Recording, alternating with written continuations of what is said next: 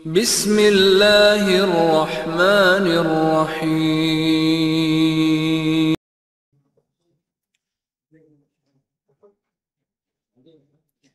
الحمد للہ رب العالمین والصلاة والسلام علی اشرف الانبیاء والمرسلین نبینا محمد وعلی آلہ واصحابہ اجمعین وبعد۔ برادران اسلام، دینی اور ملی بھائیوں، نوجوان دوستوں، احباب اور بزرگوں، قابل احترام ماں اور بہنوں، عزیز بچوں،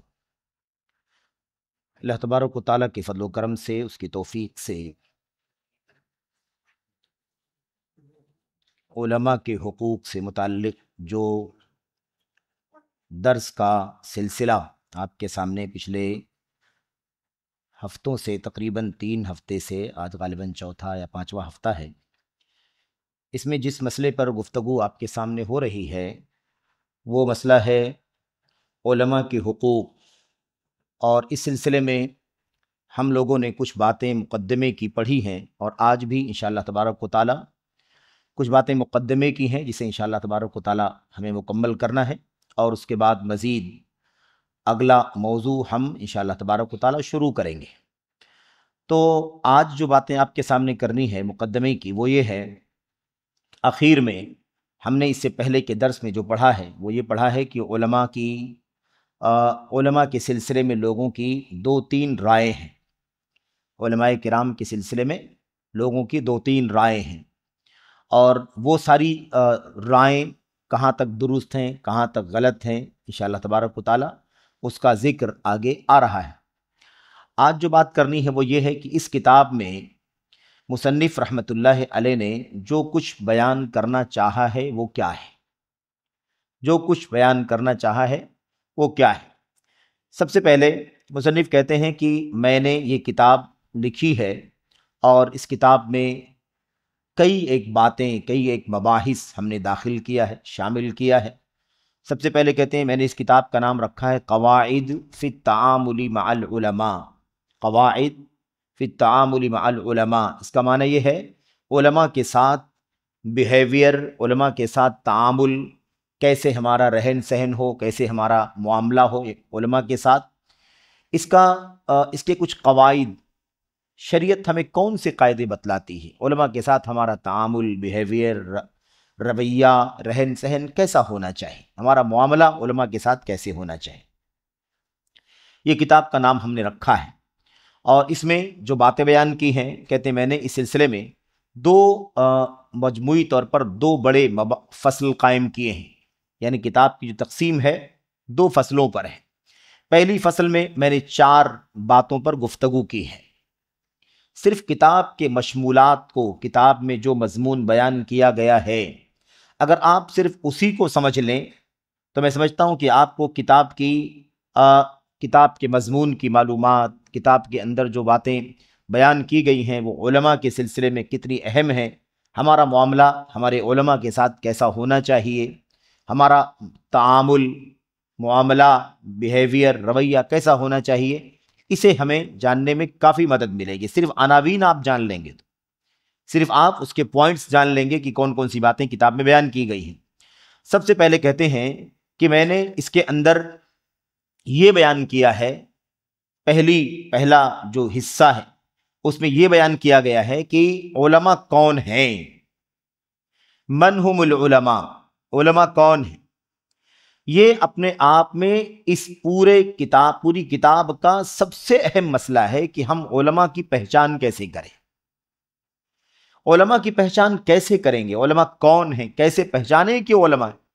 ہر کسی کو عالم نہیں سمجھا جا سکتا، جیسے ہر کسی دعوے دار کو ڈاکٹر نہیں مانا جا سکتا، ہر کسی دعوے دار کو انجینئر نہیں مانا جا سکتا، ایسے ہی ہر کسی دعوے دار کو عالم نہیں مانا جا سکتا، ہر کسی دعوے دار کو مفتی نہیں کہا جا سکتا، ہر کسی دعوے دار کو محدث اور مفسر اور فقیہ نہیں کہا جا سکتا۔ ضروری ہے کہ یہ پہچان ہو ہمیں کتاب و سنت کی روشنی میں کہ آخر علماء کون ہیں۔ تو اب یہی گڑبڑی کہ علماء کی پہچان نہیں کرتے، ہم کسی کو بھی عالم بنا لیتے ہیں، تو آخر علماء کون ہیں۔ انشاءاللہ تبارک و تعالیٰ ابھی ہم صرف مباحث پڑھ رہے ہیں کہ کیا کیا باتیں اس کتاب میں آنے والی ہیں۔ تو پہلی بات مصنف یہ بیان کریں گے کہ علماء کون ہیں، تاکہ ہم صحیح کنسپٹ اور تصور کر لیں کہ علماء کہتے کس کو ہیں۔ نمبر ایک۔ نمبر دو، دوسری بات انشاءاللہ تبارک و تعالیٰ یہ بیان کی جائے گی کہ کون سا طریقہ ہے جس سے ہم علماء کو پہچان سکتے ہیں امت میں۔ علماء کون ہیں پہلے، اب کیا ہے علماء کی پہچان کیا ہے، علماء کی پہچان کیا ہے، یہ سارے مباحث، یہ ساری باتیں آپ کے سامنے آنے والی ہیں۔ تو دوسری بات مصنف بیان کریں گے کہ وہ کون سی قاعدے ہیں، کون سے رول ہیں، ریگولیشن ہیں جس کے ذریعے سے آپ علماء کو پہچان سکتے ہیں کہ یہ عالم ہے اور یہ عالم نہیں ہے۔ علماء کون ہیں، علماء کون نہیں ہیں، اس کی پہچان کیسے ہو سکتی۔ نمبر تین، تیسری بات جو مصنف بیان کر رہے ہیں وہ یہ بیان کر رہے ہیں، اور یہ ایگزیکٹ اسی نقطے پر یہ ہے تیسری بات، کہ فرق کیا ہے علماء اور ان لوگوں کے درمیان جو اپنے آپ کو عالم کہتے ہیں، کہلوانا چاہتے ہیں لیکن عالم ہے نہیں۔ تو علماء اور ایسے لوگوں کے درمیان ڈفرینس کیا ہے، فرق کیا ہے۔ آج کی دنیا میں فرق ختم ہو چکا ہے، ایسا لگتا ہے کہ کوئی فرق ہے ہی نہیں، جو بھی دعویٰ کر لے کسی بھی میدان کا ہو اس کو عالم سمجھ لیا جا رہا ہے۔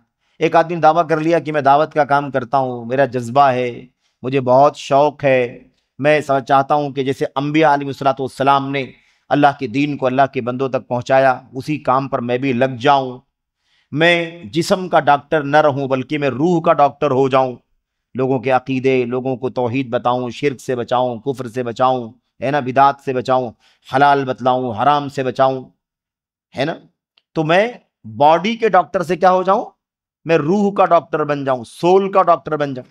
تو صرف یہ دعوے سے نہیں ہو سکتا ہے، ضروری ہے کہ ہم یہ پہچانیں کہ علماء کون ہیں اور علماء کون نہیں ہیں، اپنے آپ کو علماء ثابت کر رہے ہیں۔ تو علماء اور غیر علماء کا فرق بھی پہچاننے کے قواعد انشاءاللہ تبارک و تعالیٰ بتائے جائیں گے۔ تو ایسے لوگ جن کے بارے میں شبہہ کیا جاتا ہے، ڈاؤٹ ہوتا ہے کہ یہ عالم ہے لیکن ہے نہیں وہ عالم، تو ہم کیسے فرق کریں؟ فرق بیان کیا جائے گا کہ یہ فرق ہے، یہ عالم ہے، یہ عالم نہیں، یہ عالم ہے، یہ عالم نہیں ہے، یہ عالم ہے، یہ عالم نہیں ہے، یہ علماء ہے اور یہ علماء نہیں ہے، اپنے آپ کو علماء ظاہر کرتے ہیں، ثابت کرتے ہیں، بتاتے ہیں۔ یہ تیسری بات مصنف بیان کریں گے۔ چوتھی بات جو بیان کرنے والے ہیں وہ یہ بیان کرنے والے ہیں کہ دین اسلام کے اندر علماء کا مقام کیا ہے۔ جب یہ ثابت ہو جائے گا کہ یہ عالم ہیں اور یہ علماء کے پہچاننے کا طریقہ ہے، اور یہ معلوم پڑ جائے گا کہ یہ علماء ہیں اور یہ علماء نہیں ہے، دونوں میں الگ الگ فرق ہے، تو اب چوتھی بات کیا آ جائے گی، جو علماء ہیں جن کو ہم ڈیفائن کر چکے ہیں، فائنل کر چکے ہیں، جان چکے ہیں کہ ہاں یہ علماء ہیں اور یہ علماء نہیں ہے، تو جو علماء ہیں ان کے بارے میں چوتھی بات یہ بتائی جائے گی کہ ان علماء کا دین اسلام کے اندر مقام کیا ہے، مرتبہ کیا ہے، اللہ تبارک و تعالیٰ نے ان علماء کا دین اسلام کے اندر کتنا اعتبار رکھا ہے، شریعت کے اندر ایسے مقام اور مرتبے سے اللہ نے ان کو نوازا ہے جس کی بنیاد پر یہ دیگر لوگوں سے ممتاز ہیں، دیگر لوگوں سے ممتاز ہیں، الگ تھلگ ہیں، اونچے ہیں، بلند ہیں۔ یہ چوتھی بات مصنف رحمت اللہ علیہ یہ ہمارے سامنے پیش کریں گے۔ اتنی بات، یہ چار باتیں اس بارے میں آپ کے سامنے آئیں گی کہ آخر علم اور علماء کا معاملہ کیا ہے، علماء کون ہیں، غیر علماء کون ہیں، اتنی چار باتیں اس بارے میں۔ اب جب یہ بات ثابت ہو جائے گی تو اب یہ بتائیں گے کہ ان علماء کا ہمارے اوپر کیا حق بنتا ہے، علماء کے حقوق کیا ہمارے اوپر۔ حق کسے کہتے ہیں؟ حق اس چیز کو کہتے ہیں جو کسی کا کسی پر بنتا اور نکلتا ہے۔ آپ کا حق مجھ پر بنتا ہے، یعنی مجھے آپ کو یہ دینا چاہیے، ٹھیک ہے، میرا حق آپ پر یہ بنتا ہے، یعنی آپ کو مجھے وہ حق دینا چاہیے۔ تو حق کے معنی ہوتے ہیں ما ثبت، جو ثابت ہو، جو نکلے، جو واضح ہو، یہ حق۔ تو حقوق اسی کی جمع ہے، اور اس کے معنی کیا ہوتے ہیں؟ اس کے معنی ہوتے ہیں کہ علماء کا ہمارے اوپر کیا نکلتا ہے، ہمیں کیا کیا کرنا چاہیے اپنے علماء کے بارے میں، ہمیں کیا کیا ادا کرنا چاہیے اپنے علماء کے حقوق سے متعلق۔ تو علماء کے کون کون سے حق ہیں، اس کو بیان کرنے کے لیے دوسری فصل، اس میں 15 باتیں مصنف نے بیان کی۔ کتنی باتیں؟ 15۔ علماء کے 15 حقوق ہے جسے ہمیں جاننا ضروری ہے۔ اور یہ کیا ہے؟ نمبر 1، پہلی چیز، سب سے پہلی چیز ہے موالات العلماء و محبتہم۔ علماء سے لگاؤ، تعلق، دوستی اور ان سے محبت کرنا۔ علماء سے محبت اللہ سے محبت کا حصہ، اس کے رسول سے محبت کا حصہ ہے، اس لیے کہ وہ اللہ کے دین کے علماء ہیں، وہ نبی کے وارث ہیں، وہ اللہ کے نبی کی سنت کے وارث ہیں، اس لیے ان سے محبت۔ تو یہ محبت علماء سے، یہ کوئی ہماری خونی محبت کی طرح نہیں ہے، یہ کوئی سوشل محبت کی طرح نہیں ہے، یہ کوئی مال کی محبت کی طرح نہیں ہے، بلکہ یہ محبت کیسی ہے؟ یہ دین کی محبت ہے۔ کیونکہ محبت کی بہت ساری شکلیں ہیں نا، جذبات کی محبت ہے، شہوت کی محبت ہے نا، اور اس کے علاوہ لالچ کی محبت ہے، جذباتی محبت ہے وغیرہ، خون کے رشتے کی بنیاد پر محبت ہے۔ لیکن یہ محبت کیسی ہے؟ یہ محبت دین کی بنیاد پر ہے۔ ہمارا کوئی خونی رشتہ ہو کہ نہ ہو علماء سے، کوئی مشرق کا ہے، کوئی مغرب کا ہے، کوئی عرب کا ہے، کوئی عجم کا ہے، کوئی شمال کا ہے، کوئی جنوب کا ہے، کہیں کا بھی کوئی ہو، ہماری ان سے محبت اس لیے ہونی چاہیے کیونکہ وہ سچ مچ اللہ کے دین کا علم رکھنے والا ہے، سچ مچ اللہ کی کتاب کا عالم ہے، سچ مچ اللہ کے نبی صلی اللہ علیہ وسلم کی سنتوں کا عالم ہے، سچ مچ اسی راہ پر چلتا ہے جو راستہ اللہ کی کتاب نے، نبی کی سنت نے بتلایا ہے، سچ مچ اسی مشن کو وہ امت تک پہنچا رہا ہے۔ اب جبکہ امتوں سے، اللہ کے بندوں سے نبیوں کے آنے کا، نبوت کا سلسلہ بند ہو چکا ہے، نبوت کے سلسلہ ختم ہو چکا ہے، لیکن ہمارے آخری نبی محمد الرسول اللہ صلی اللہ علیہ وسلم کی جو تعلیمات، جو ہدایات، جو کچھ آپ چھوڑ کر گئے ہیں، اس کا سچا وارث ہے، اسی کا عالم ہے، اسی پر عمل کرتا ہے، اسی کی دعوت دیتا ہے، اسی کے لیے قربانیاں دیتا ہے۔ تو ہماری محبت اپنے علماء سے اس حق کی بنیاد پر، یہ حق اللہ تبارک و تعالیٰ کے دین کا حق ہے۔ سمجھ رہے؟ قرآن کریم سے کیوں محبت ہے؟ ہمیں محبت رکھنا چاہیے کہ قرآن کریم سے؟ قرآن کریم سے محبت رکھنا ایمان ہے۔ کیوں؟ اس لیے کہ قرآن کریم اللہ کا کلام ہے۔ قرآن کریم پڑھنے والے حافظوں سے کیوں محبت ہے؟ کیونکہ قرآن کریم کے پڑھنے والے ہیں وہ۔ اسی طرح قرآن کریم کے علماء سے محبت، سنت سے کیوں محبت ہے؟ کیونکہ وہ اللہ کا نبی، نبی علیہ الصلوۃ والسلام اللہ کے نبی ہیں، اور وہ اللہ کے نبی کی باتیں ہی سنت اور حدیث ہیں، اور اسی کا پڑھنے والا، اسی کا پڑھانے والا، اسی کا سکھانے والا، اس لیے ہمیں محبت ہے۔ ایمان والوں سے ہمیں کیوں محبت ہے؟ چاہے رشتہ ہو کوئی یا نہ ہو، ایمان والوں سے کیوں محبت ہے؟ اس لیے محبت ہے کہ وہ ایمان اللہ پر رکھتے ہیں، اس کے رسول صلی اللہ علیہ وسلم پر ایمان رکھتے ہیں، آخرت پر ایمان رکھتے ہیں، وہ اللہ کے دین پر عمل کرتے ہیں، فرائض کی پابندی کرتے ہیں۔ یہ اللہ کا گھر ہے، مسجد ہے، اس سے محبت ہے کہ نہیں محبت ہے؟ محبت رکھنا ایمان کا حصہ ہے، یہ کوئی جذباتی محبت نہیں ہے، اسٹرکچر بہت اچھا ہے اس لیے محبت نہیں ہے کہ یہاں ایئر کنڈیشن لگی ہوئی، اس لیے نہیں، محبت اس لیے ہے کہ یہ گھر اللہ کا ہے۔ اس گھر کی نسبت کس سے ہے؟ اللہ تبارک و تعالیٰ سے۔ تو یہ نسبتیں دین کی نسبتیں ہیں، سمجھ رہے ہیں؟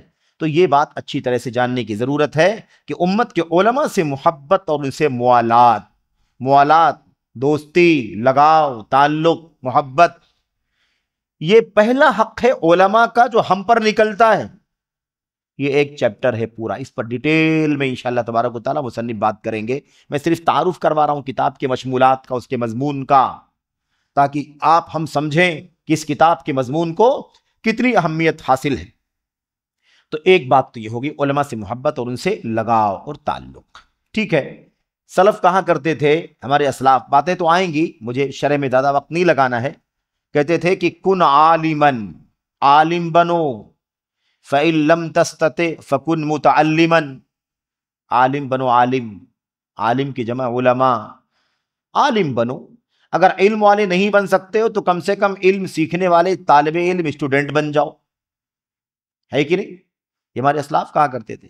اس کا تیسرے نمبر پر کہتے تھے فَإِن لَمْ تَسْتَطِعْ، اور اگر تمہیں طالب علم بننے کی بھی طاقت نہیں ہے، فَأَحِبَّ الْعُلَمَاء فَكُن مُحِبًّا لِلْعُلَمَاء، تو علماء سے محبت کرنے والے بن جاؤ، کم سے کم محبت کرو علماء سے۔ نہ عالم بن سکتے ہو، نہ طالب علم بن سکتے ہو، تو کم سے کم ان علماء سے محبت کرنے والے بن جاؤ، اور اگر یہ بھی نہیں کر سکتے ہو تو کم سے کم وَلَا تُبْغِضْ لَا تَكُنْ مُبْغِضًا لِلْعُلَمَاء، کم سے کم اگر محبت بھی نہیں کر سکتے ہو تو ان سے نفرت کرنے والے تو نہ بنو، ان سے نفرت کرنے والے نہ بنو، کم سے کم اپنے آبرو کو، اپنی عزت کو، اپنے ایمان کو، اپنی زبان کی حفاظت تو کرو، کم سے کم اپنی زبان علماء کے بارے میں بدگمانیاں، بد زبانیاں اور ان کے خلاف بہت ساری باتیں نگیٹو کر کے اپنی زبان گندی نہ کرو، اور اپنے آپ کو گنہگار تو نہ بناؤ۔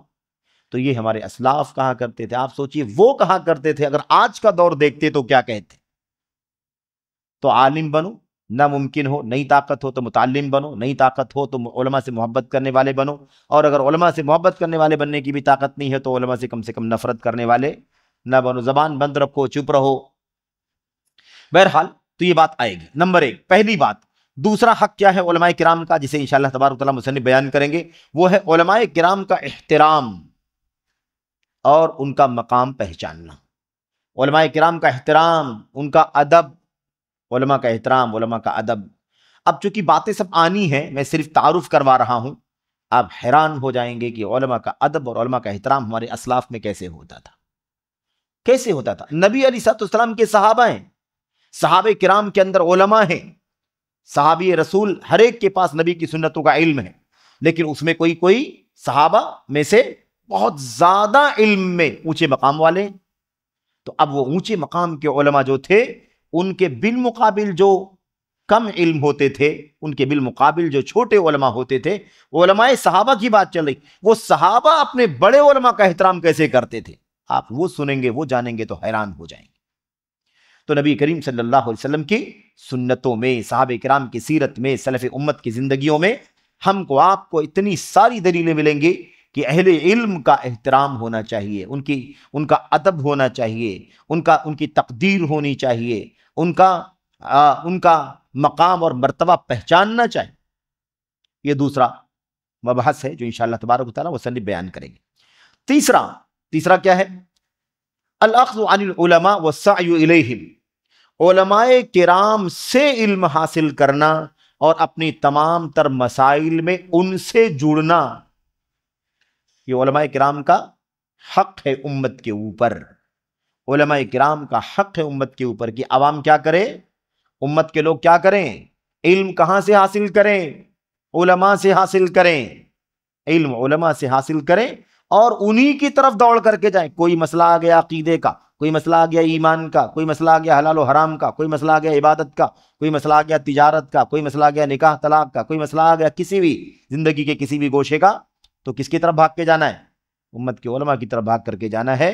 اور یہ ساری باتیں اس سے پہلے بھی آ چکی ہیں. پچھلے درس میں مصنف نے بھی کہا ہے کہ میں جن علماء کی بات کر رہا ہوں اس سے مراد سنت کے علماء ہیں، بدعت کے علماء نہیں ہیں، جو بدعت کی راہوں پر چلنے والے لوگ ہیں، جو منمانی الگ الگ نئے طریقے نکال کر اس کو دنیا کے اندر پھیلا رہے ہیں. نہیں، میں ان علماء کی بات کر رہا ہوں. مصنف نے لکھا، اس سے پہلے بات آئی تھی درس میں، کہتے ہیں کہ ان علماء، میری مراد وہ علماء ہیں، علماء سے جو علماء سنت کے علماء ہیں. تو اللہ کی کتاب قرآن کریم کے علماء، نبی کی سنتوں کے علماء، حضرات صحابہ کرام کی سیرت کے علماء، جو سچے علماء ہیں دین کے، ان علماء کی بات ہو رہی ہے. وہ علماء نہیں جو امت کو شرک کا راستہ دکھا رہے ہیں، قبر پرستی کا راستہ دکھا رہے ہیں، بدعت کا راستہ دکھا رہے ہیں، اور اس کے علاوہ دیگر بہت سارے منکرات کے راستے پر ڈال رہے ہیں. ان علماء کی بات نہیں ہو رہی. ان علماء کی بات ہو رہی ہے جو علماء السنہ، سنت کے علماء، ان کی بات چل رہی. تو کس سے علم حاصل کرنا ہے؟ الاخذ عن العلماء، علماء سے دین حاصل کرنا، علماء سے سیکھنا، علماء سے مسائل پوچھنا، اپنے مسائل میں علماء کی طرف رجوع کرنا. نمبر 3، تیسرا مبحث یہ ہے. چوتھا حق کیا علماء کرام کا؟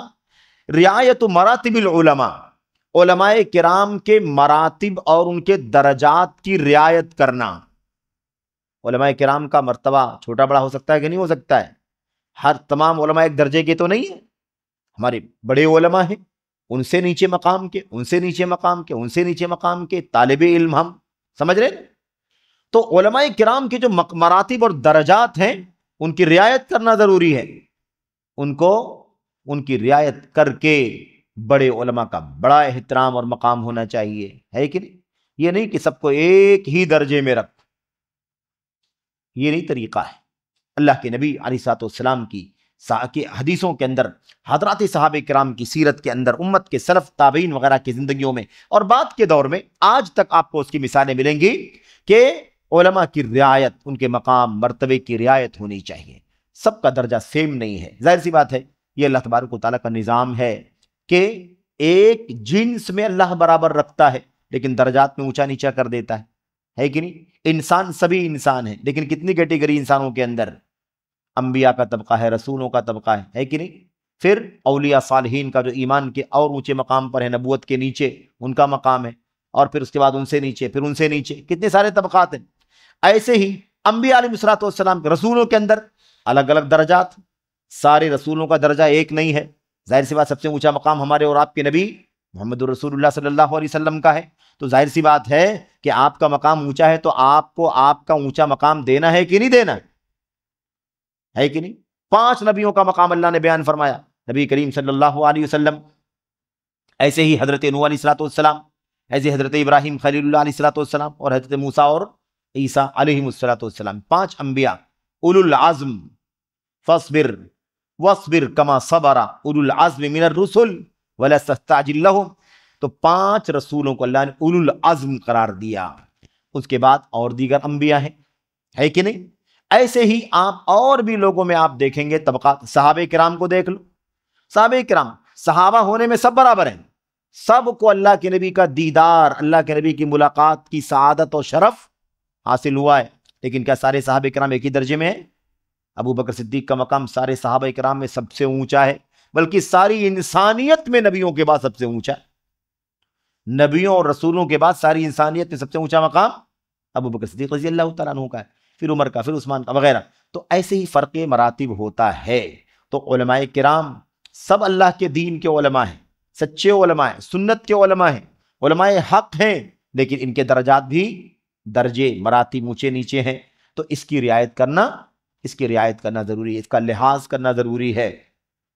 تیسرا، چوتھا حق، 5واں حق یہ ہے الحذر من القدح فی العلماء، علماء کی برائی کرنے سے ساودھان، علماء کی عیب جوئی کرنے سے، ان پر عیب لگانے سے، ان کی برائی کرنے سے، ان کے نقص نکالنے سے، ان کے اندر کمیاں خامیاں ٹٹول کر نکالنا، یہ علماء کرام کا حق ہے کہ اس سے باز رہا جائے، اس سے چوکنا رہا جائے، اس سے بچا جائے۔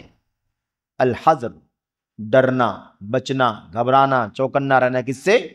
عن القدح فی العلماء، من القدح فی العلماء، علماء کی قدح کرنا، برائی کرنا، یہ علماء کا حق۔ اللہ کے کلام کی آیتیں، اللہ کے نبی کی حدیثیں، صحابہ کرام سلف کے اقوال، بہت سارے دلائل آپ کے سامنے آئیں گے۔ ایسے ہی چھٹا مبحث کیا ہے؟ الحذر من تخطئۃ العلماء بغیر دلیل، اس بات سے بھی ڈرنا، چوکنا رہنا، بچنا کہ علماء کرام کو بلا دلیل غلط ٹھہرانے کا کام کیا جائے۔ کوئی دلیل نہیں ہوتی ہے، لیکن نہیں آپ غلط ہیں، فلاں غلط ہے۔ آج تو میڈیا کا راستہ ایسا کھلا ہوا ہے کہ کوئی بڑے چھوٹے کا، عالم جاہل کا فرق باقی نہیں بچا۔ ہر آدمی کے پاس 10 روپے کا انٹرنیٹ ہے، ہر آدمی کے پاس موبائل ہے، ہر آدمی کے پاس ایپلیکیشن کھلا ہوا، جس کے سمجھ میں جو آتا ہے اور جس کے بارے میں سمجھ میں آتا ہے بولتا ہے، لکھتا ہے۔ ادنا سماج کا ادنا ترین آدمی، حقیر ترین آدمی، پست ترین آدمی بھی امت کے سب سے بڑے عالم کے بارے میں زبان کھولنا اپنا حق سمجھتا ہے، اس لیے کہ اس کے ہاتھ میں موبائل ہے، اس کے پاس ایپلیکیشن ہے، اس کے پاس سوشل میڈیا کے نیٹ ورک سب موجود ہیں۔ یہ طریقہ کسی صورت میں اللہ تبارک و تعالیٰ کو منظور نہیں ہے، اس کے دین کو منظور نہیں ہے۔ تو کیا ہے بھائی؟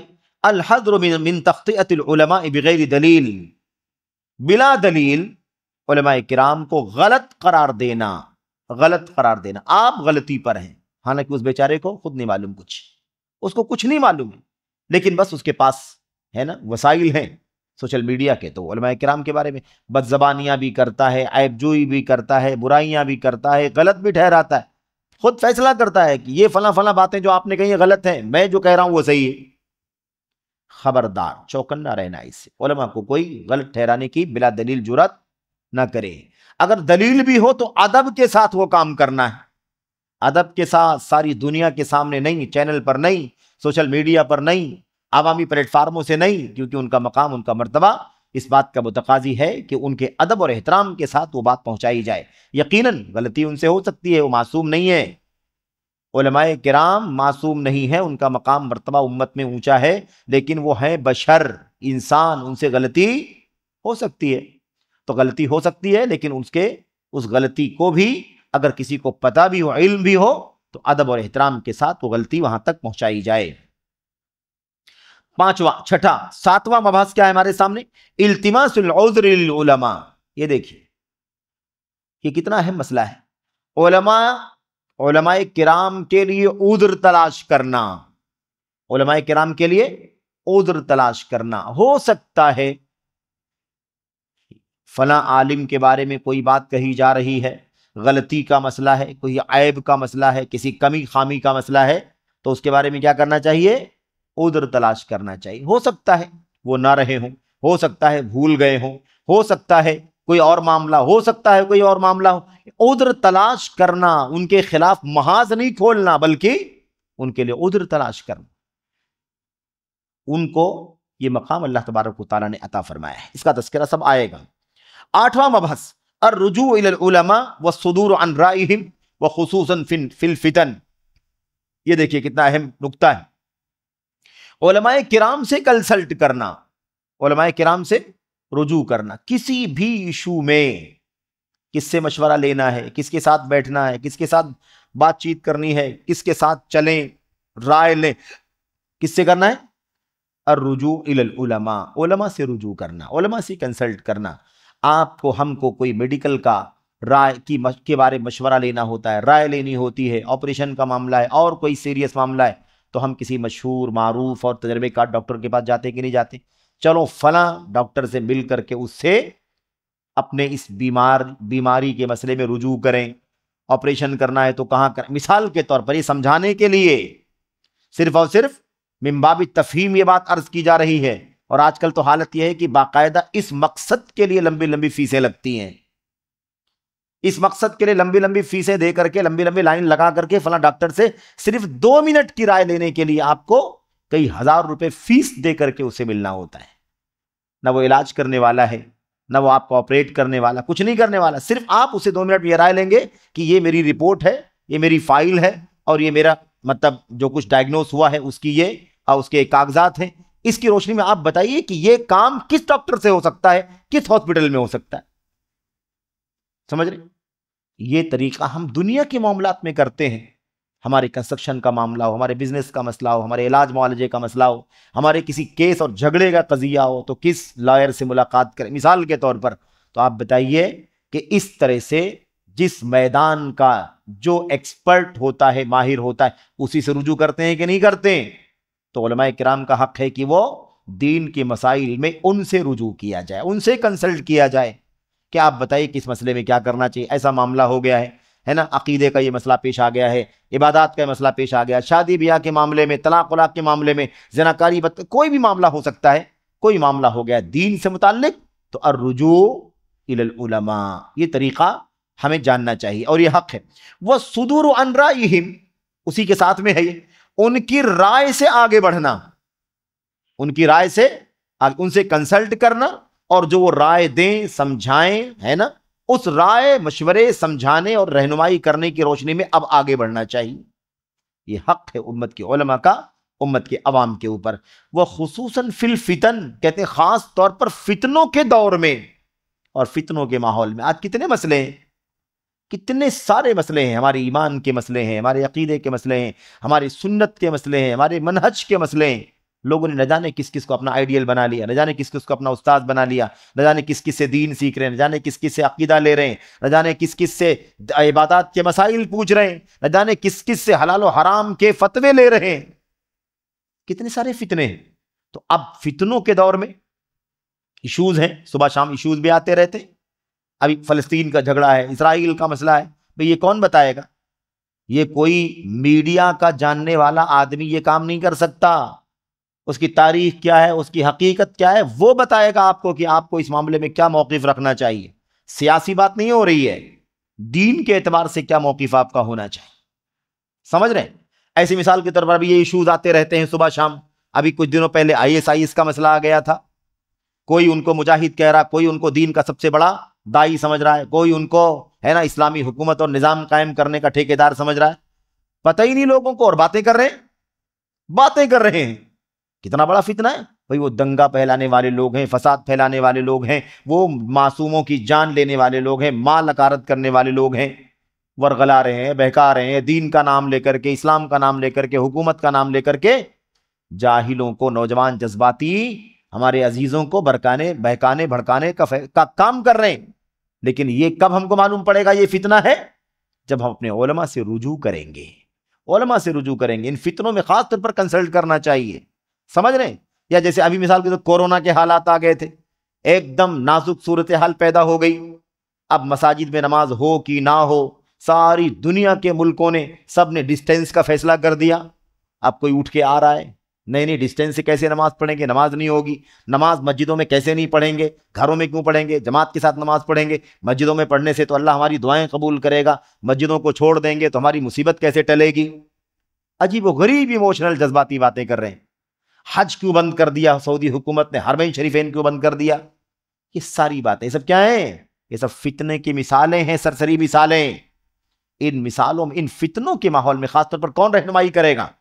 امت کے علماء۔ رجوع کرنا پڑے گا ان علماء سے، اور جو سنت کے علماء ہیں، جو صرف اور صرف جذبات اور بے دلیل باتیں کرنے والے لوگ ہیں، وہ نہیں، سنت کے سچے علماء جو قرآن و سنت کی روشنی میں، سلف امت کی سیرت کی روشنی میں ہمیں گائیڈ کر سکتے ہیں کہ ایسے نازک حالات، وباؤں کے حالات، طاعون کے حالات، وائرس کے حالات دنیا میں اس سے پہلے بھی آ چکے ہیں، اس وقت ہمارے سامنے کیسے کیسے دلیلیں موجود ہیں، صحابہ نے کیا کیا تھا، تابعین نے کیا کیا تھا، فلاں فلاں دور میں امت کے لوگوں نے کیا کیا تھا، جو ہمیں اس طرح سے گائیڈ کرنے والے جو علماء ہیں نا، ان سے رجوع کرنا پڑے گا۔ تو یہ 8واں حق ہے امت کے عوام کا علماء کے اوپر، علماء کا امت کے عوام کے اوپر یہ حق ہے۔ ایسے ہی ہمارے سامنے 9واں مبحث کیا ہے؟ یہ اس کتاب کے مشمولات ہیں، یہ سارے الگ الگ ٹاپک پر اس کتاب میں بات آنے والی ہے۔ میں صرف آپ کے سامنے مقدمے میں یہ بات آئی ہے تو میں وضاحت کر رہا ہوں، تاکہ ایک ساتھ میں آپ کے سامنے کتاب کا خلاصہ بھی آ جائے اور اس کتاب کے مشمولات کی اہمیت بھی آپ کے سامنے واضح ہو جائے۔ 9واں مبحث کیا ہے؟ 9واں مبحث یہ ہے وجوب التثبت اذ لیس احد الا وتکلم فیہ۔ کہتے ہیں کوئی دنیا میں ایسا نہیں ہے جس پہ بارے میں کوئی اعتراض کی بات نہ کہی گئی ہو، اعتراض نہ ہوا ہو، ایسا دنیا میں کوئی نہیں ہے، کمنٹ نہ کیا گیا ہو، تبصرہ نہ کیا گیا ہو، ایسا دنیا میں کوئی نہیں ہے۔ اس لیے اگر کسی کے بارے میں سنے، کسی عالم کے بارے میں کہ فلاں ایسا ہے، فلاں ایسا ہے، فلاں ایسا ہے، تو اس وقت تک نہ مانے جب تک کہ اس کی تحقیق نہ کر لیں۔ سمجھ رہے ہیں؟ سب سے غریب اور سب سے زیادہ بے وقعت، بے حیثیت سماج کے اندر کون ہوتے جا رہے ہیں؟ امت کے علماء۔ اگر مسجد کے امام سے اگر کہیں کوئی غلطی کی بات کسی نے پھیلا دی کہ فلاں فلاں کام برائی کا یہ کیا ہے، سود کا، رشوت کا، کسی بھی چیز کا کوئی برائی کا کام کیا، لوگ ایک زبان میں اس کے بارے میں نیگیٹو تسلیم کر لیتے ہیں۔ ہاں ایسا کیا ہوگا، ایسا کیا ہوگا، بہت سارے ائمہ ایسے رہتے ہیں، بہت سارے علماء نے ایسا کرتے ہوئے علماء کو پکڑا گیا ہے۔ یعنی لوگ بڑی جلدی سے علماء کے بارے میں حامی بھر لیتے ہیں، ہاں صحیح ہے بھائی، علماء ہے نا، سماج میں ان کا مقام اونچا ہے، تو جیسے اور لوگوں کی عزت ہے ان سے زیادہ عزت ہے کہ نہیں علماء کرام؟ تو اگر دوسروں کے بارے میں سمجھتے ہیں کہ نہیں اس کی عزت جائے گی، وہ بدنام ہوگا، تو امت کے عالم کو اور زیادہ فکر کرنے کی ضرورت ہے کہ وہ بدنام نہ ہو جائے۔ بات ہو چکی ہے کہ وہ معصوم نہیں ہے، انسان ہے، وہ ان سے غلطی ہو سکتی ہے۔ تو یہ 9واں حق ہے امت کے علماء کا کہ علماء کرام کے بارے میں اگر کوئی بات آپ سنیں، نیگیٹو سنیں، منفی سنیں، اعتراضات کی سنیں، الزام کی سنیں، تو جب تک آپ تحقیق نہ کر لیں اس پر یقین نہ کریں۔ کیوں؟ اس لیے کہ دنیا میں کوئی ایسا ہے ہی نہیں جس کے بارے میں کچھ نہ کچھ اعتراض نہ کیا گیا ہو، برا نہ بولا گیا ہو۔ آپ سوچئے کیا امت کی انسانیت میں ہمارے اور آپ کے نبی، انسانیت کے نبی محمد الرسول اللہ صلی اللہ علیہ وسلم سے بھی اچھا کوئی پیدا ہوا ہے؟ ہو سکتا ہے؟ کیا کسی انسان پر سورج طلوع ہوا ہے جو ہمارے نبی سے بھی اچھا ہو؟ لیکن کیا اللہ کے نبی علیہ السلام کو بھی اعتراض سے بچا؟ کیا اللہ کے نبی علیہ السلام کو بھی لوگوں نے اعتراض سے چھوڑا کہ اعتراض نہ کیا ہو؟ آپ پر اتنے سارے الزامات، اتنی ساری تہمتیں، اتنے سارے طعنے، تشنیع، برائیاں، عیب جوئیاں۔ اللہ اکبر! جو معصوم تھے، معصوموں کے امام تھے، سارے انبیاء کے امام تھے کہ نہیں تھے؟ امام الرسل، امام الانبیاء، اس کے باوجود بھی اللہ کے نبی علیہ السلام کے خلاف کتنی ساری باتیں کہی گئی۔ تو کیا ہم مان لیں گے؟ نہیں مانیں گے نا۔ تو اسی نبی کی امت کے علماء ہیں، نبی کے وارثین ہیں علم کے، ان کو اللہ نے مقام عطا فرمایا، ان کے بارے میں اگر کوئی بات سنیں تو ہمیں چاہیے کہ ہم کیا کریں؟ ایک بار سن کر کے نہ مان لیں بلکہ تحقیق کر لیں، کنفرم کر لیں، تاکد کر لیں واقعی سچائی ہے کہ نہیں ہے، کیونکہ بہت سارے پروپیگنڈے علماء کے خلاف ہمیشہ ہوتے رہے ہیں، اور اس دور میں تو اور زیادہ یہ چیز عام ہو گئی ہے، آسان ہو گئی ہے۔ یہ 9واں مبحث تھا۔ 10واں کیا ہے جس کے بارے میں مصنف بات کریں گے؟ الاعتبار فی الحکم بکثرت الفضائل، کسی بھی عالم کے اوپر حکم لگانے میں کس کا اعتبار کریں گے؟ اچھا ہے، برا ہے، معتبر ہے، غیر معتبر ہے، یہ حکم لگانے میں کس بات کا اعتبار ہے؟ کثرت فضائل کا۔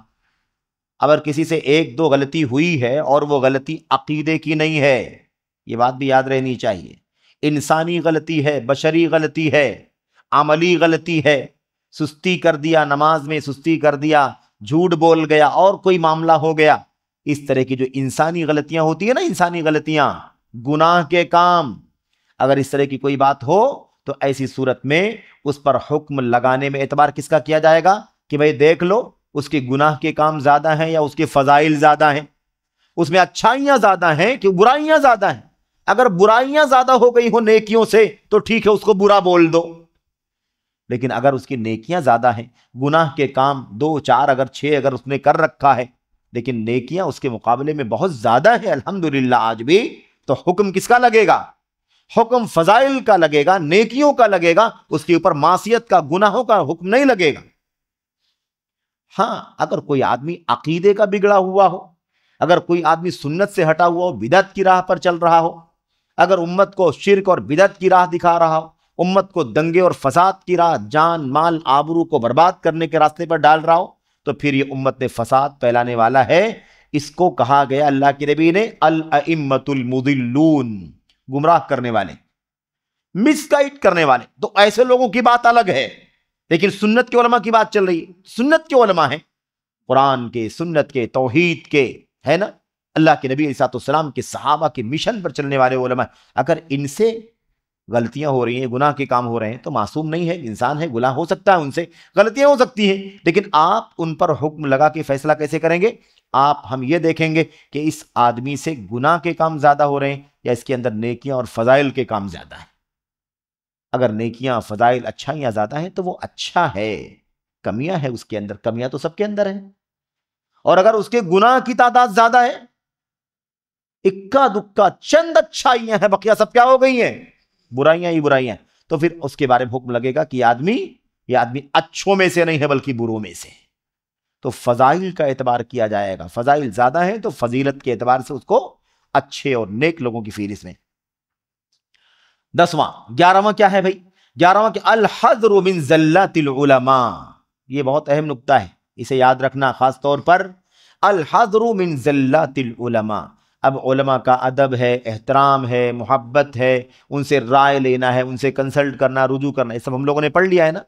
لیکن اگر وہی عالم اس نے کوئی غلطی کی ہو، لغزش ہو گئی ہو، اس نے عقیدے کے معاملے میں کوئی بات کہہ دی ہو، منہج کے بارے میں کوئی بات کہہ دی ہو، یا اس کے علاوہ حلال و حرام کے بارے میں کوئی بات کہہ دی ہو، جو غلط کہہ دی ہو، اس سے لغزش ہو گئی، اس سے کوتاہی ہو گئی، اس سے چوک ہو گئی، تو ایسی صورت میں اب اس عالم سے رجوع، اس سے محبت لگاؤ کا مطلب یہ نہیں ہے کہ اس کی غلطی کو بھی فالو کیا جائے گا، اس پر بھی عمل کیا جائے گا، نہیں۔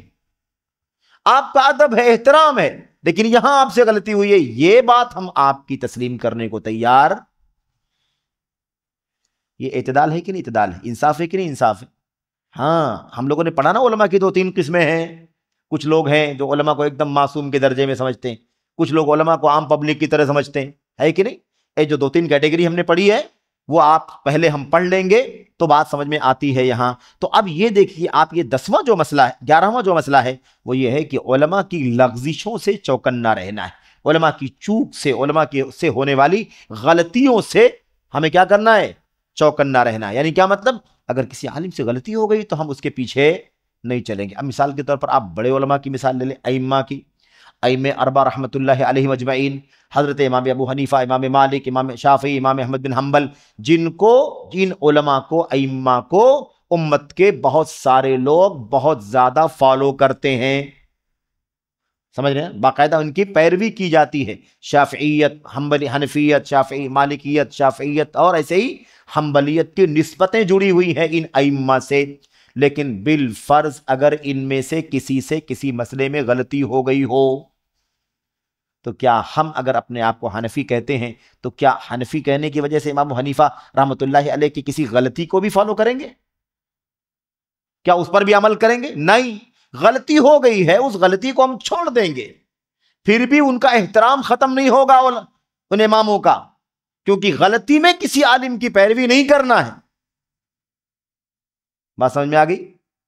کسی عالم سے غلطی ہو جائے، کسی امام سے کسی مسئلے میں غلطی ہو جائے تو اس عالم کو ماننے، محبت کرنے، ادب کرنے، احترام کرنے کا مطلب یہ نہیں ہے کہ اس غلطی کو بھی ہم فالو کریں، اس غلطی پر بھی عمل کریں، نہیں، یہ جائز نہیں ہے، اس سے بچنا ہے۔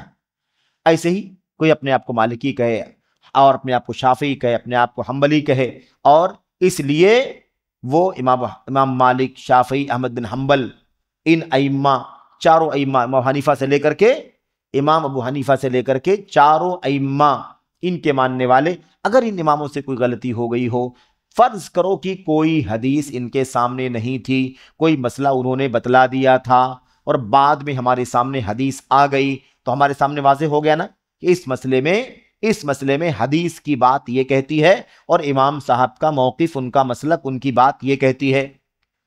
ہماری ذمہ داری کیا ہے؟ ہماری ذمہ داری یہ ہے کہ ہم اللہ کے نبی کی سنت کے مطابق عمل کریں، اس امام سے ہونے والی چوک اور اس سے ہونے والی غلطی پر عمل۔ یہ بھی امت کے علماء کے بارے میں ہمیں جاننا ضروری ہے۔ اگر یہی نہیں کریں گے تو پھر ہم تو سنت سے نکل کر امتی کی پیروی کرنے والے بن جائیں، امتی کی پیروی کرنے والے۔ تو ہم علماء کا احترام اور ان سے رجوع اور کنسلٹ کرنا، ان کی رائے لینا اور ان سے علم حاصل کرنا، یہ کس اعتبار سے؟ یہ اسی نبی کریم صلی اللہ علیہ وسلم سے جو دین کا علم ان کو ملا ہے قرآن و سنت کی روشنی میں، اسی روشنی میں ان سے رجوع کرنا ہے، اسی روشنی میں ان کو فالو کرنا ہے، اسی روشنی میں ان سے مشورہ لینا ہے، اسی روشنی میں ان سے سیکھنا اور علم حاصل کرنا ہے۔ ایسا نہیں ہے کہ ان سے غلطی بھی ہوئی ہے تو ہم اس کو بھی فالو کریں۔ ادب احترام کے ساتھ، ان کے لیے رحمت کی، مغفرت کی دعا کے ساتھ اس غلطی پر عمل کرنا ہم چھوڑ دیں گے۔ یہ ہے 11واں مسئلہ۔ 12واں مسئلہ کیا ہے؟ 12واں مسئلہ کلام الاقران فی بعض یطوی ولا یروی۔ یہ بہت اہم مسئلہ ہے۔ یہ بھی ایک زمانے کے ہم عمر علماء، ہم جولی، جو ایک زمانے کے ہیں، ساتھی ہیں، ہے نا، ساتھی ہیں، ایک دوسرے کے میٹ ہیں، کلاس میٹ ہیں، ہے نا، ایک ساتھ میں اٹھنے بیٹھنے والے لوگ ہیں، ایک مدرسے کے پڑھے ہوئے لوگ ہیں، ایک شہر کے علماء ہیں۔ یہ بھی 12واں مسئلہ بھی ہمیں جاننا ضروری ہے کہ اگر ان دونوں علماء کی طرف سے ایک دوسرے کے خلاف اگر کوئی بات سننے میں آ رہی ہے کہ وہ اس کے خلاف کوئی اعتراض کی بات کرتا ہے اور یہ اس کے خلاف کوئی اعتراض کی بات کرتا ہے، تو ایسی صورت میں ان دونوں کی باتوں کو پھیلایا نہیں جائے گا، بلکہ اس کو لپیٹ کے بند کر دیا جائے۔ کیوں؟ اس لیے کہ دونوں ایک عمر کے ہیں، ہم جولی ہیں، ساتھی ہیں۔ کبھی کبھی انسانی بشری کمزوری کے مطابق ایک ساتھی دوسرے ساتھی کو برداشت نہیں کر پاتا، ایسا بھی ہوتا ہے، ایک ساتھی دوسرے ساتھی کو برداشت نہیں کر پاتا ہے۔ لیکن یہ بات پھر میں وضاحت کر دینا چاہتا ہوں، یہ اسی صورت میں جب یہ معاملہ کسی دلیل اور اصول کی بنیاد پر چلے تب نہیں، یعنی ایک دم واضح ہو کہ بھئی ہاں فلاں سے اس عقیدے کے مسئلے میں غلطی ہو رہی ہے، فلاں سے اس سنت کے مسئلے میں غلطی ہو رہی ہے، فلاں سے اس منہج کے مسئلے میں غلطی ہو رہی ہے، تو یہ اصول نہیں کام کرے گا۔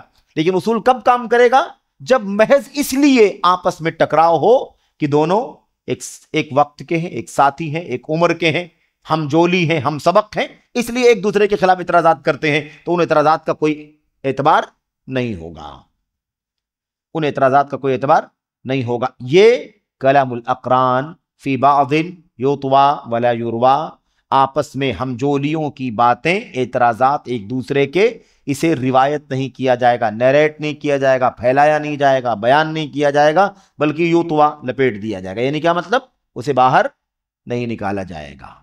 اس کی بات اس کے خلاف نہیں سنی جائے گی، اس کی بات اس کے خلاف نہیں سنی جائے گی۔ کیوں؟ اس لیے کہ وہ دونوں ایک ساتھی ہیں، اور ساتھیوں میں کبھی کبھی انسانی کمزوری کے مطابق آپس میں مقابلہ آرائی ہوتی ہے۔ یہ ہے، اور ایسا ہوا ہے، ایسی مثالیں سلف کے اندر بھی موجود ہیں، کیونکہ وہ انسان تھے، انسان ہونے کے ناطے ایسی چیزیں ہو سکتی ہیں۔ تو ہمیں یہ بھی جاننا ضروری ہے۔ اس کے بعد 13واں مسئلہ جو ہمیں پڑھنا ہے انشاءاللہ تبارک و تعالی علماء کے حقوق کے سلسلے میں، 13واں وہ یہ ہے العدل فی الحکم علی الاخطاء علی اخطاء المجتہدین۔ یہ بہت اہم مسئلہ ہے، اور اس کا آج کل تو کم پتہ چلتا ہے، لیکن ایک تاریخ گزری ہے جب علماء مجتہدین، اور خاص طور پر مثال میں ائمہ اربعہ امام ابو حنیفہ، مالک، شافعی اور احمد بن حنبل، خصوصیت کے ساتھ حنفی مسلک اور شافعی مسلک کے لوگ، ان دونوں مسلکوں میں بڑا جھگڑا، بڑا ٹکراؤ، بڑی مار پیٹ، اور حکومتوں کی سطح پر آپس میں کشاکش تاریخ کے صفحات کے اندر موجود ہے۔ کیا ہے مسئلہ؟ مسئلہ سمجھنا یہ ہے کہ مجتہدین سے اگر غلطی ہو جائے، مجتہدین کسے کہتے ہیں؟ وہ علماء جن کے پاس دین کے ہر سبجیکٹ کا اتنا گہرا علم ہے، قرآن کی تفسیر کا، حدیث کا، اصول تفسیر کا، فقہ کا، اصول فقہ کا، عربی زبان کا، عقیدے کا، بلاغت کا، اور تمام علوم کا، سیرت کا، تاریخ کا، صحابہ کا، اتنا گہرا علم ہے کہ اگر کوئی نیا ایشو امت کے اندر پیدا ہو جائے، کوئی نیا مسئلہ پیدا ہو جائے جس کی صریح دلیل موجود نہ ہو، تو وہ امت کو ان دلیلوں میں غور کر کے امت کو اس مسئلے کی رہنمائی کر دے گا۔ اس کو کیا کہتے ہیں؟ اجتہاد۔ جن مسائل میں دلیلیں نہیں ہیں، نص موجود، صریح دلیل موجود نہیں ہے، ایسے مسائل کے اندر جو نئے ایشوز آتے ہیں، ایسے مسائل میں اجتہاد کرنا یعنی محنت کر کے، کوشش کر کے امت کو گائیڈ کرنا کہ اس مسئلے میں آپ کو کیا کرنا چاہیے۔ سمجھ گئے؟ تو اب یہ مجتہدین ہیں۔ اب مجتہدین سے اگر غلطی ہو جائے تو ان غلطیوں میں حکم لگانے میں انصاف سے کام لینا چاہیے۔ اب کوئی حنفی ہے، کوئی مالکی ہے، کوئی شافعی ہے، کوئی حنبلی ہے مثال کے طور پر، تو اب اس لیے نہیں فلاں کا سپورٹ کرنا ہے کیونکہ میں حنفی ہوں تو میں حنفی امام حنیفہ کا سپورٹ کروں، ان کی تائید کروں، ان کی بات کو لے لوں، ہے نا، ان پر حکم لگاؤں کہ یہ مسئلہ صحیح ہے، اور امام شافعی کے بارے میں کہو کہ امام شافعی کا مسئلہ غلط، امام مالک کا مسئلہ صحیح ہے، امام احمد بن حنبل کا مسئلہ غلط، یا ان کا مسئلہ امام احمد بن حنبل کا مسئلہ صحیح ہے، امام مالک کا غلط ہے، یا فلاں کا غلط ہے، فلاں کا صحیح ہے۔ اس طرح سے ان مجتہدین سے ہونے والی غلطیوں پر حکم لگانے میں عدل و انصاف سے کام لینا چاہیے۔ عدل و انصاف سے کام، ظلم نہیں، عصبیت نہیں، میلان نہیں، طرفداری نہیں، رجحان نہیں، بلکہ حکم لگانے میں فیصلہ کیسے کریں گے؟ حکم لگائیں میں، فیصلہ کرنے میں کس راستے پر چلیں گے؟ عدل کے راستے پر، انصاف کے راستے پر چلیں گے۔ کوئی تعصب نہیں، کوئی طرفداری نہیں، کوئی جانبداری نہیں، ہمارے علاقے کا ہے، ہمارے ملک کا ہے، ہمارے وطن کا ہے، نہیں، ہم فلاں مسلک کا ہے، ہم بھی اسی مسلک کے ہیں، نہیں، بلکہ فیصلہ حکم لگانے میں انصاف سے کام لیا جائے گا۔ کس کی بات دلیل سے قریب ہے، کس کی بات دلیل سے دور ہے؟ جس کے بات دلیل سے قریب ہے اس کا مسئلہ صحیح ہے، جس کی بات دلیل سے دور ہے اس کا مسئلہ صحیح نہیں ہے۔ کیوں؟ دونوں کو اجر ملنے والا ہے، دونوں کا اجر اللہ تبارک و تعالیٰ نے ثابت کیا ہے۔ ہاں، جس کا اجتہاد صحیح ہے، درست ہے، اس کو اللہ تعالیٰ دوہرا اجر عطا فرمائے گا، اور جس کا اجتہاد صحیح نہیں نکلا اس کو بھی اللہ تبارک و تعالیٰ ایک ثواب سے نوازے گا۔ غلطی جو ہو گئی ہے، غلطی معاف ہے۔ غلطی کیا ہے؟ معاف ہے۔ اللہ کے نبی نے فرمایا جب اجتہاد کرنے والا اجتہاد کرے اور صحیح اجتہاد کرے فَلَهُ أَجْرَانِ اِذَا اجْتَهَدَ الْمُجْتَهِدُ اِذَا اجْتَهَدَ الْحَاكِمُ فَأَصَابَ فَلَهُ أَجْرَانِ۔ جب حاکم یا مجتہد اجتہاد کرے، دین کا مسئلہ بتلائے، ہے نا، ان مسائل میں جہاں دلیلیں موجود نہیں ہے، اجتہاد کر کے بتلائے، فَأَصَابَ، اور صحیح مسئلہ بتلا دے، صحیح رہنمائی کر دے، درست اجتہاد ہو جائے، فَلَهُ أَجْرَانِ، تو اسے اللہ تبارک و تعالیٰ 2 اجر 2 ثواب سے نوازے گا۔ وَإِنْ أَخْطَأَ، اور اگر غلطی ہو جائے، فَلَهُ أَجْرٌ وَاحِدٌ، تو بھی اسے 1 ثواب ملے گا، اس لیے کہ اس نے محنت کی، اس نے محنت کی، کوشش کی، دلیلوں کو دیکھا اور بہت کچھ کوشش کرنے کے بعد مسئلہ بتلایا، لیکن مسئلہ جو بتلایا وہ درستی تک نہیں پہنچ سکا۔ فَلَهُ أَجْرٌ وَاحِدٌ، تو محنت کرنے کا، اجتہاد کرنے کا ثواب اسے ملے گا۔ تو بات سمجھ میں آ گئی کہ مجتہدین سے ہونے والی غلطیوں پر حکم لگانے میں کس سے کام لینا ہے؟ انصاف سے کام لینا ہے، عصبیت نہیں ہونی چاہیے، نہ زبان کی، نہ قوم کی، نہ مسلک کی، نہ فرقے کی، نہیں، حق کی بنیاد پر فیصلہ ہونا چاہیے۔ 14واں مسئلہ کیا ہے علماء کے حقوق کے سلسلے میں؟ 14واں کیا ہے؟ ترک الاعتراض علی العلماء، علماء پر اعتراض کرنا چھوڑ دو، علماء پر اعتراض کرنا چھوڑ دو۔ یہ عجیب و غریب ایک چلن ہو گیا ہے کہ اب علماء پر اعتراض کرنا فیشن بن گیا ہے، علماء پر اعتراض کرنا فیشن بن گیا ہے، اور خاص طور پر میڈیا کے دور میں اگر کوئی کسی عالم پر اعتراض کر دے تو اس کی کلپ، اس کی آڈیو، اس کی تحریر، اس کا اسکرین شاٹ اتنا فیمس ہوتا ہے، اتنا مشہور ہوتا ہے، ایسا لگتا ہے کہ یہ بہت بڑا کارنامہ انجام دے رہا ہے۔ ترک الاعتراض علی العلماء، علماء پر اعتراض کرنا چھوڑ دینا چاہیے۔ علماء نے کوتاہی کی، غلطی کی، تو وہ اللہ کے یہاں جواب دیں گے، پکڑے جائیں گے، مواخذہ ہوگا کہ نہیں ہوگا؟ مواخذہ ہوگا۔ اس لیے علماء پر اعتراض کرنا ہمارا کام نہیں ہے، علماء جو کریں گے ان کا حساب اللہ تبارک و تعالیٰ ان سے لے گا۔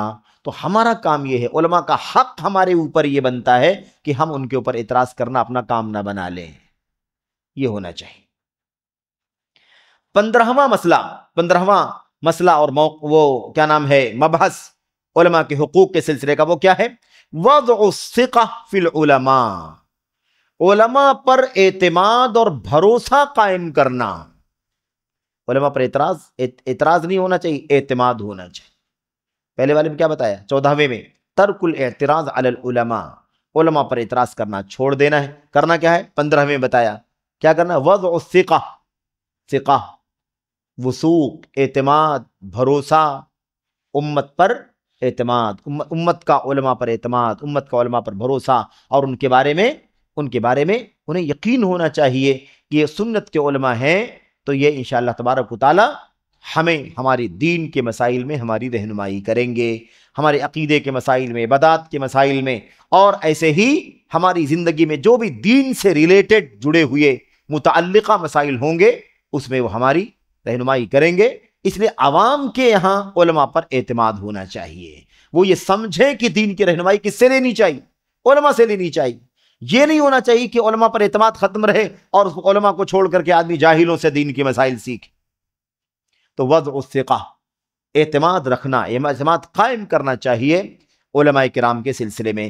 یہ 15 موضوعات ہیں، ان 15 موضوعات کے ذریعے سے انشاءاللہ تبارک و تعالی علماء کے حقوق کا پتہ ہمیں چلے گا۔